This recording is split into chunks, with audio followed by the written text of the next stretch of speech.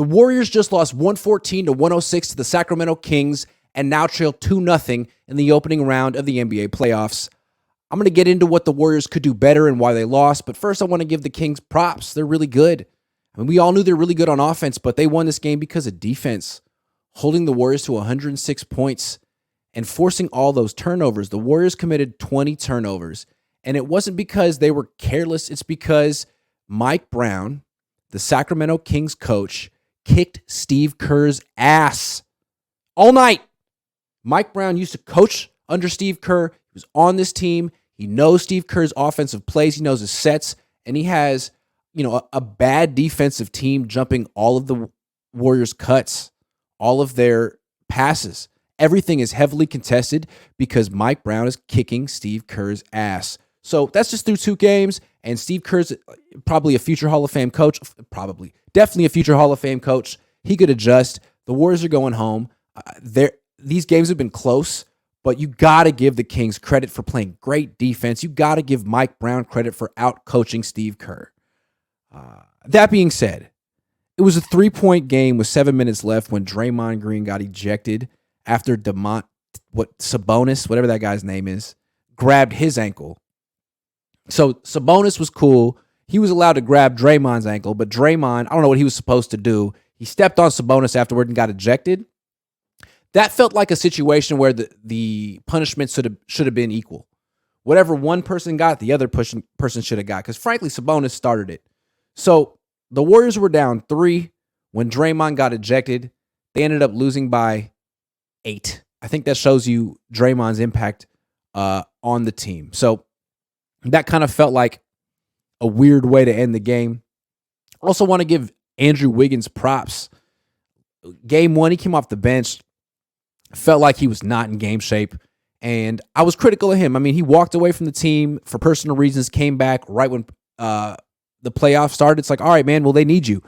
In this game, he started, played 39 minutes, scored 22 points, had 5 rebounds. He was great. Salute to Andrew Wiggins. Way to step up. Also, Stephen Curry.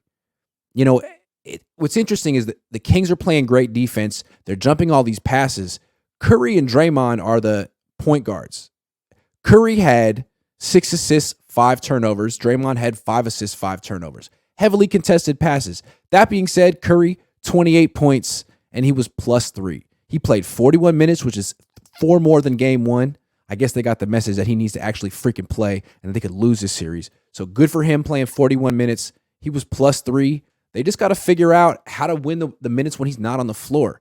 When he's on the floor, they're better than the Kings, but he can't play 48 minutes. He only played 41. So props to Wiggins, props to Curry.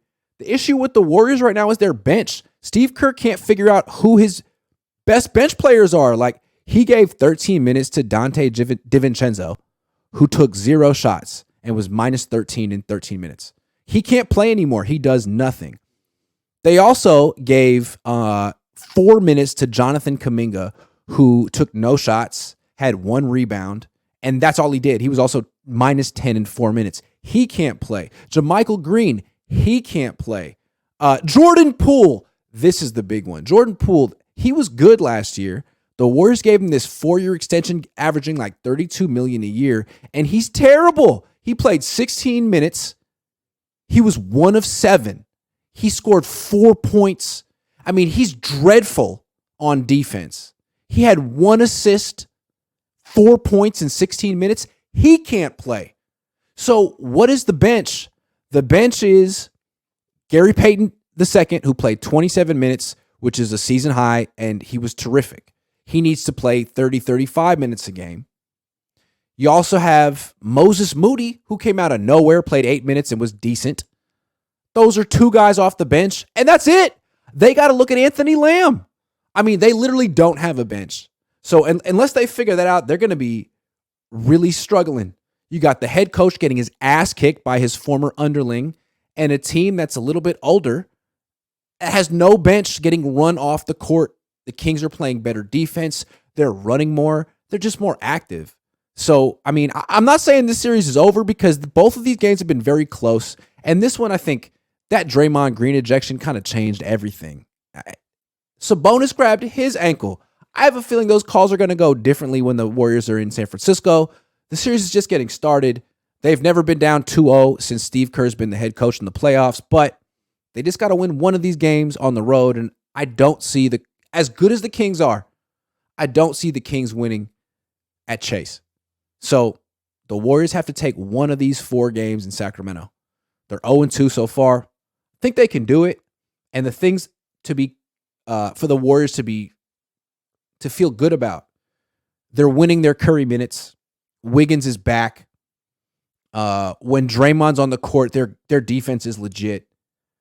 They need a bench. They need Clay to step up. They need I don't know if you could say they need Jordan Poole to step up because he's terrible. They need him to not play. They need to play Gary Payton II, Moses Moody, and Anthony Lamb. I think that's their bench. And if that's not good enough, they're going to lose because the Kings are really freaking good. They need to get credit here. That being said, I feel like Sabonis got a bunch of calls, and I don't know what's going on in Sacramento, but I want to see if that carries over. He's a terrible defender, but he got a bunch of calls that I didn't think he deserved. Anyway, don't count the Warriors out yet. This is the most adversity they've been in a long time. But these games have been really close, and they haven't played at home yet. And Steve Kerr is getting his ass kicked, and he's still trying to figure out his bench, which isn't necessarily his fault. Like, he could use Otto Porter Jr. right now, right? Like, that's a guy they had last year. He's gone. So he'll figure it out, maybe. But yeah, big adjustments coming. I bet you Anthony Lamb plays in Game 3. That's my prediction. Jordan Poole, you're fired.